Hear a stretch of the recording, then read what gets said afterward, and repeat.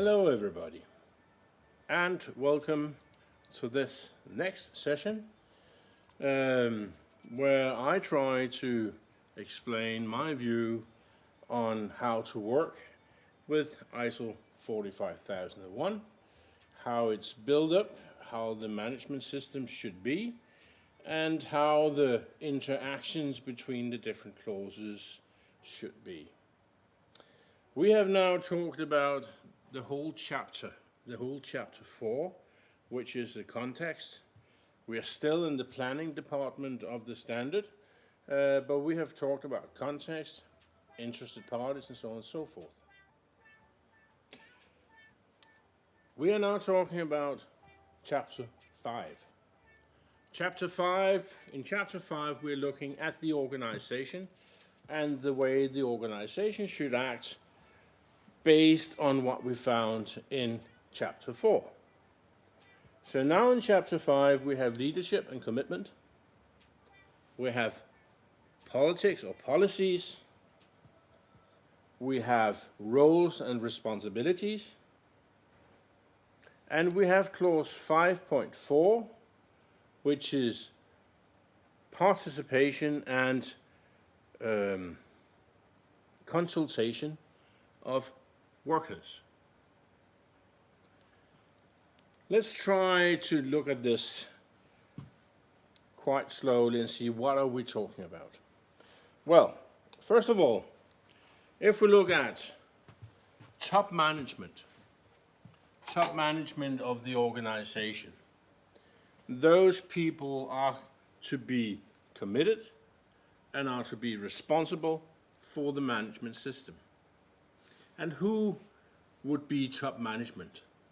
Well, that depends on what kind of organization you come from.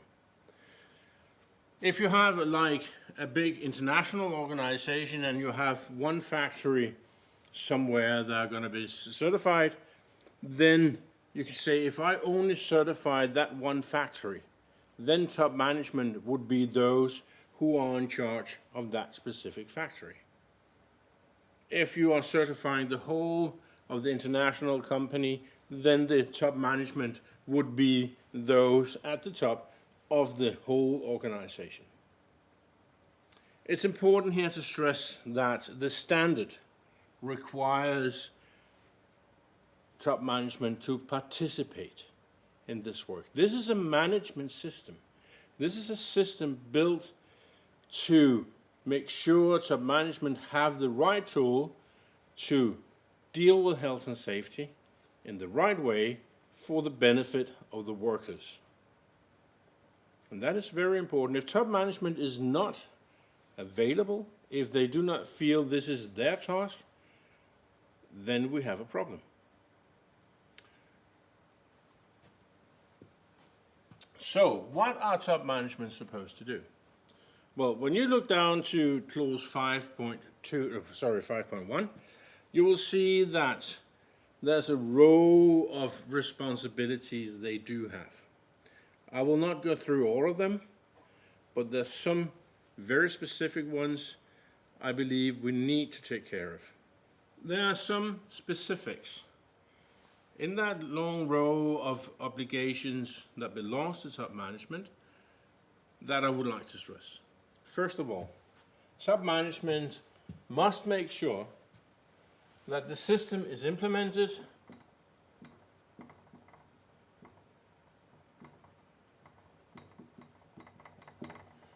into the core processes or business processes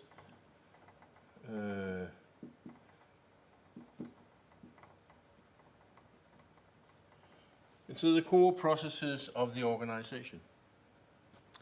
In clause 4.4, we were asked to define the processes that are needed in order to build up the management system. Now we are told in clause 5.1 that these processes are core processes. Let's look at that just for a second. Because what is a core process? Well, a core process is a process that the organization cannot be without. say, finance, if I remove the process of finance out of the organization, or sales for that matter, I'm quite sure the organization will get at a standstill. They do not have any money, they can't do anything. So that will be a core process. What about the health and safety process? Is that core? No, it's not. Because you can run a factory or you can run an organization without that. But, based on that thought, we need to have everywhere a decision is made, business decisions are made, we have to make sure that these decisions cope with the level and the approach to health and safety. So that is why we need the system implemented into the core process. So production, that is a core process. If I do not implement my management system into production, I do have a problem. Procurement, that's a core process. Sales, that's a core process. In all these processes, I need to have my management system implemented. That is one thing that is the responsibility of the top management. Another responsibility they have is they have to make sure that the system actually fulfill its intended outcome.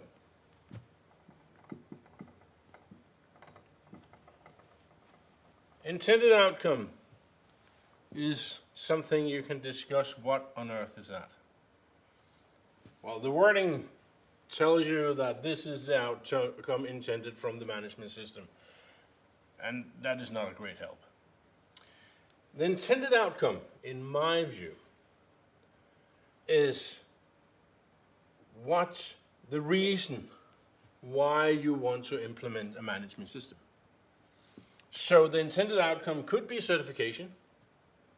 The intended outcome could be aimed at some specific problems you need to deal with. The intended outcome could be that we have an opinion about health and safety and we need to be at that level at all times. So if you look into the standard, into the forward and then the first pages, intended outcome is to achieve a certain level of health and safety. And that is of course right. But to me, intended outcome is much more than that. The intended outcome is partly defined in Chapter 4 by the interested parties.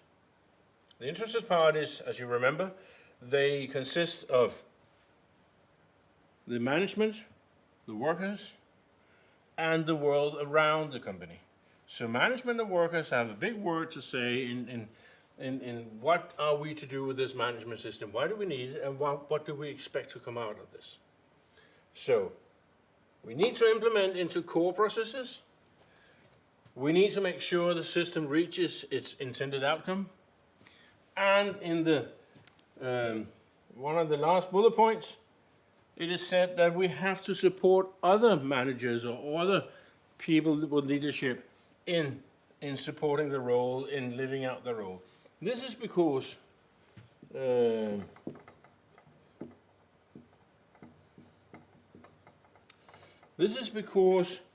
we do not have a management representative anymore.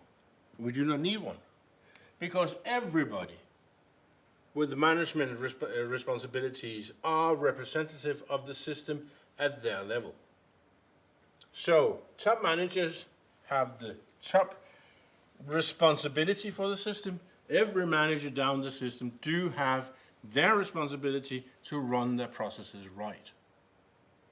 That is their defined responsibility in accordance with the standard. So these 3 bullet points, all the rest of the bullet points are equally important, but there's not much new in that.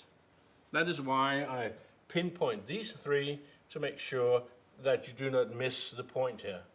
So we have the interested parties, we have our threats and opportunities, we're going through the scope, down to the processes. Now we're telling top managers, you have to make sure these processes are core processes in order to make sure that the system actually at all times take into account whatever health and safety issue we might have. Then we need to make sure that we reach the intended outcome, and we need to make sure that all managers have their understanding on, at my level, I have to run my processes in accordance with what the system is asking for. So that is 5.1. That is commitment of top management.